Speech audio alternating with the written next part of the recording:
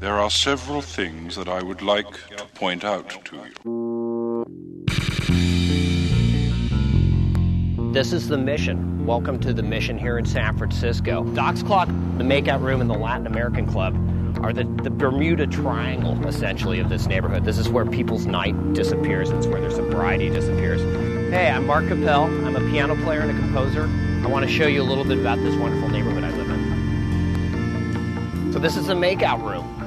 Everybody plays here. You know, there's a tunnel downstairs that leads to Wicker Park in Chicago, parts of Brooklyn, Los Feliz and the Silver Lake districts in LA. Anybody who's traveling around as a musician will probably come here even if they're not playing here. So there's always, there's always a surprise. You mean you could really walk in some night, and this happened like a few months ago. You walk in and there's Norah Jones singing, in this place. It costs $5 to get into and $3 for a beer. Hello, how are you? Are you open tonight? I'm gonna bring my son for a haircut, okay? It's a great barbershop. They don't have candy. So like you tell your kid, like, oh, I'm gonna take you to a barbershop. And they're like, great, lollipop. And you have to bring like your own lollipop. But it's still a tremendous barber. And it's just a great immersion course, for the kid, I could take him to Supercuts and his life would become, just sad and normal. This is the Latin American Club.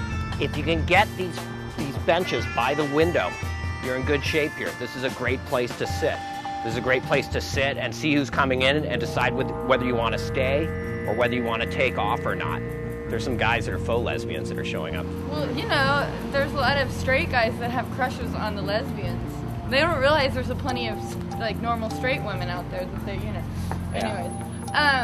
Well, you guys have a sign. You could put that up there. Doc's Clock over here, an example of like the relationship of artists in this community. When Jonathan Richman, who lives here in the neighborhood, when he was about to get married, he was very nervous about getting married, and he would wander the streets playing guitar, and he would wander into Doc's, and he would sit in the back, and he would sing to himself, not in order to perform or rehearse, but just to calm and steady his nerves. But this was a great, this is the great equity of living in this neighborhood, is that the rest of us walked in, we weren't nervous about getting married, and we could just sit at a table and watch, this great rock songwriter, this great punk rock icon, just jamming away.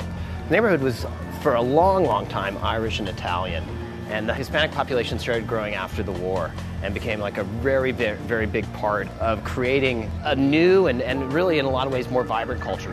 Right a few blocks from here is a studio that Columbia Records used to run. It was a CBS recording studio, and people like Santana and Herbie Hancock, a lot of amazing records were done there. That's a few blocks away. But upstairs here was where the payola came from. I won't name the business, but essentially it was a front to pay radio people to play records for CBS. One of the probably most famous people from the Mission is Carlos Santana. Just in the last few years, in the resurgence of his career, he went around the neighborhood hoping to shoot videos here. Next door at the Makeout Room, he offered them thousands of dollars. They refused the offer because they were kind of worried that would be like the step before becoming a sports bar.